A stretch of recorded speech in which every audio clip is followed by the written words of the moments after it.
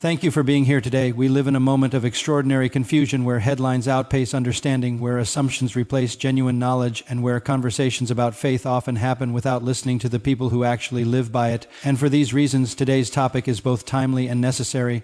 Understanding Islam, the facts every American should know. I want to speak to you in a tone familiar to many of you, thoughtful, earnest, and anchored in the conviction that truth matters.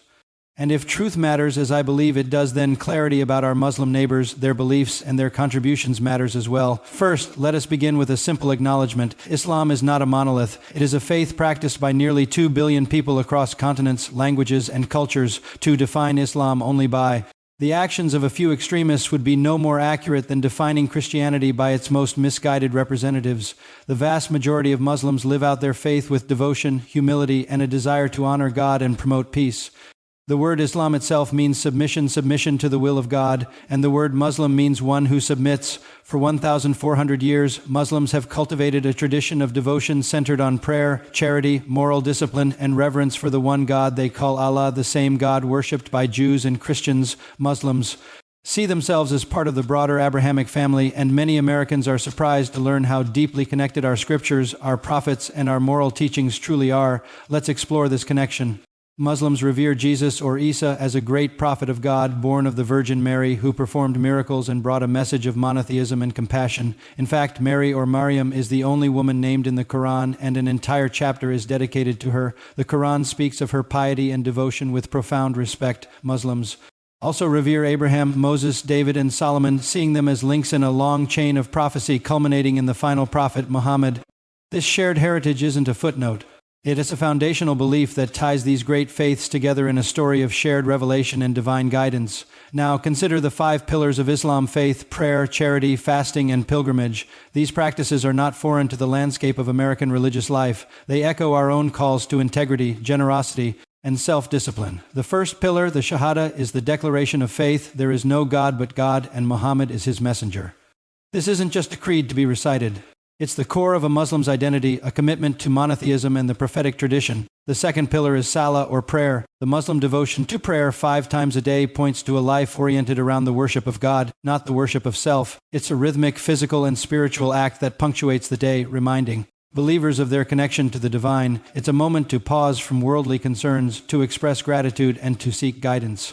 This daily discipline builds a constant awareness of God's presence, a practice many of us, regardless of our faith, strive for in our own lives. The third pillar is zakat, or charity. This unwavering emphasis on charity means millions of dollars flow annually into food programs, shelters, medical aid, and relief efforts both here and around the world. It's not viewed as optional but as a religious duty, a way to purify one's wealth and acknowledge that all blessings come from God.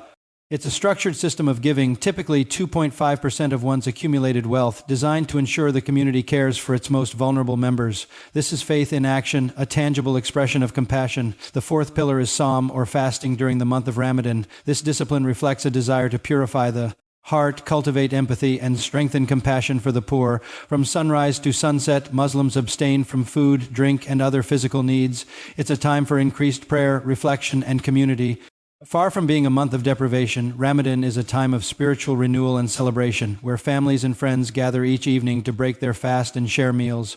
It's a powerful exercise in self-control and gratitude. Finally, the fifth pillar is the Hajj, the pilgrimage to Mecca, for those who are physically and financially able. This journey to the heart of the Islamic world is a profound spiritual experience. Millions of Muslims from every corner of the globe, dressed in simple white garments, stand and pray together, erasing distinctions of race, wealth, and nationality. It's a powerful symbol of unity and equality before God. These 5 pillars are not the markings of a hostile people. They are the markings of a faithful people, dedicated to a life of structure, discipline, and devotion. Now, let us talk about something often missed in public discourse: the moral framework of Islam. At its core, Islam teaches honesty, family loyalty, respect for elders, care for the vulnerable, and avoidance of destructive behaviors. The Quran and the teachings of the Prophet Muhammad, known as the Sunnah, provide a comprehensive guide for ethical living. They forbid lying, cheating, and gossip. They command believers to honor their parents, care for orphans and widows, and be kind to their neighbors. In fact, many Muslim households in America model values that would sound perfectly at home in a Sunday sermon: reverence for God, discipline in life, and seriousness about moral responsibility. And yet, despite these shared values, misunderstanding persists, fear persists, suspicion persists. Why? Because we have let noise replace knowledge, we have allowed politics to overshadow personhood. And we have forgotten that the measure of any faith is seen not in the headlines but in the lives of the people who practice it daily with integrity and devotion. For every distorted image we see on the news, there are millions of Muslim families living quiet lives of faith and integrity. Understanding Islam begins with seeing Muslims not as distant strangers, but as fellow citizens, our doctors, teachers, soldiers, entrepreneurs, neighbors, and friends. Muslim Americans are an integral part of our nation's fabric. They are serving in our military, pioneering scientific breakthroughs, running small businesses that enrich our communities, and teaching our children. They are contributing to every field of human endeavor, driven by the same aspirations for a better life that all Americans share. Let's also address the concept of jihad. This word has been so misrepresented that for many it's synonymous with violence. In reality, the term means struggle or striving. The greatest or major jihad is the internal struggle to be a better person, to overcome one's own ego, greed, and anger. It's the daily effort to live a life pleasing to God. The lesser or minor jihad refers to the struggle to defend the faith or community against aggression. It comes with very strict rules of engagement that forbid the harming of civilians, women, children, and even the destruction of crops and property, equating jihad solely with terrorism is a profound and dangerous misinterpretation. We also have to acknowledge the incredible history of Islamic civilization. For centuries, while Europe was in the Dark Ages, the Muslim world was a beacon of learning and innovation. Scholars in Baghdad, Cordoba, and Cairo made monumental advances in mathematics, inventing algebra and popularizing the Arabic numerals we use today. They pioneered the fields of medicine, developing hospitals, surgical techniques, and encyclopedias of pharmacology. They made huge strides in astronomy, optics, and philosophy, preserving and building upon the works of the ancient Greeks. This legacy of intellectual curiosity and scientific advancement is a vital part of Islamic heritage, one that has profoundly shaped our modern world. So where do we go from here? The path forward requires us to do something simple but radical, to listen, to seek out conversations with our Muslim neighbors, to visit a local mosque and ask questions, to read books by Muslim authors, to replace assumptions with authentic relationships. When we do this, we discover a shared humanity that transcends our differences. We find common ground in our desire for peace, our love for family, and our hope for a better future. We begin to see Islam not as a threat, but as a tradition that has enriched countless lives and continues to inspire people to lead lives of purpose and compassion. The challenges we face are real, but they are not insurmountable. Building bridges of understanding is not just a nice idea. It is an urgent necessity. In a world fractured by division, the choice to learn, to connect, and to see the good in others is an act of faith in itself. It's an affirmation that truth is more powerful than fear, and that our shared values are stronger than the forces that seek to divide us. Let's commit to being people who seek clarity over confusion and build relationships instead of walls. Thank you for listening. Please consider subscribing for more discussions like this. Let's talk about something more than just beliefs. Let's talk about contribution. What has Islam given to the world, to learning, to the very civilization we live in today? During what was once called Europe's Dark Ages, the Islamic world wasn't dark at all. It was a radiant center of knowledge, a beacon of light. Muslim scholars became the world's librarians and innovators. They didn't just save ancient texts from Greece and Rome. They translated them, studied them, and built upon them. Think about algebra. That's not just a class you had to take in high school. Its foundations were developed by brilliant minds in the Islamic world. They pushed the boundaries of astronomy, charting the stars with incredible precision. They pioneered medical practices that were centuries ahead of their time, creating hospitals that served everyone, regardless of their background. Look at the breathtaking architecture, the intricate art, the timeless literature that still inspires us.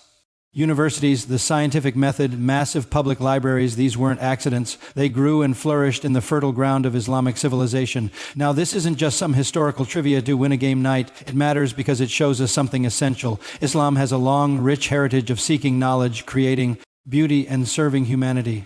And that legacy isn't stuck in the past. It's alive and well right here, right now. Just look around. Muslim Americans are contributing to our society in every imaginable way. They are doctors and scientists on the front lines of discovery. They are entrepreneurs building businesses and creating jobs. They are lawyers fighting for justice and tech innovators shaping our future.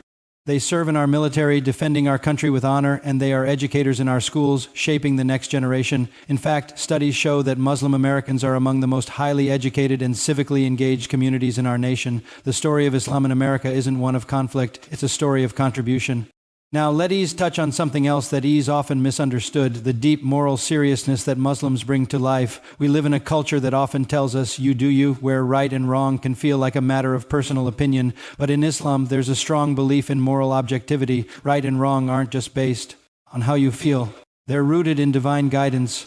Muslim parents teach their children that life has a profound purpose, that God is aware of everything we do, and that our actions have eternal significance. Honestly, there's something incredibly refreshing and stabilizing about a community that holds fast to the idea of accountability. It's a belief that our choices matter, not just for today, but forever.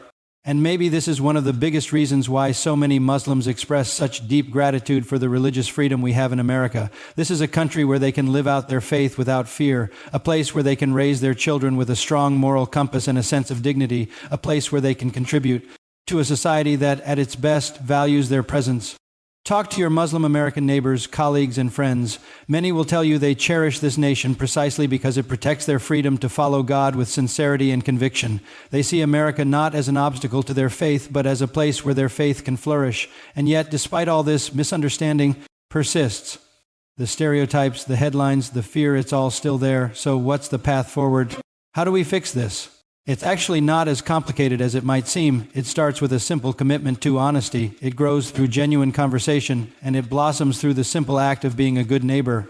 It means we have to be willing to see our Muslim neighbors as people, as individuals with their own stories, hopes, and dreams, not as walking stereotypes. We have to be willing to learn with an open mind instead of just assuming we know. We have to make a conscious choice to value truth over fear and to prioritize fairness over speculation. When we do that, something remarkable happens.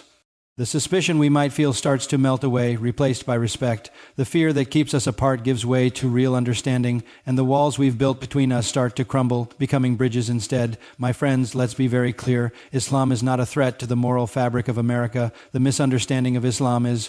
Because every time we fail to understand one another, any one of us, we open the door to division, to resentment, and to conflict that never needed to happen. But when we actively seek truth, when we approach our neighbors not with judgment, but with humility and genuine curiosity, we create the space for peace to grow. That is why conversations like this are so important. That is why taking the time to learn is so critical. And that is why today I want to invite you, each and every one of you, to keep this journey going. Keep learning, keep listening, and keep your eyes open to the incredible good that millions of Muslim Americans bring to our nation. Every single day. Let's be a people who choose understanding over ignorance, a people who choose truth over rumor and friendship over fear, because when we do that, we don't just honor our neighbors, we honor the very principles of liberty, respect, and unity that are supposed to make this nation great. Thank you so much for watching. If this conversation resonated with you, please share it and subscribe for more.